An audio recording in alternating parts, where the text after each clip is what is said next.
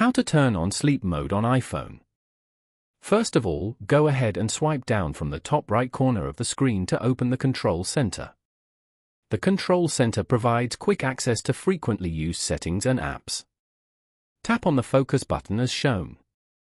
Over here, tap on Sleep to turn on sleep mode. Alternatively, go back and open up the Settings app. Once you're here, scroll down and tap on Focus. Focus lets you customize your devices and silence calls and notifications. Over here, tap on Sleep. And then, scroll down to the Schedule section at the end and tap on Next Schedule. On this page, turn on the Schedule feature at the top. This means that Sleep Focus will automatically turn on at your scheduled wind down. You can also change the wind down timing below. Following these steps, you can easily turn on sleep mode on iPhone.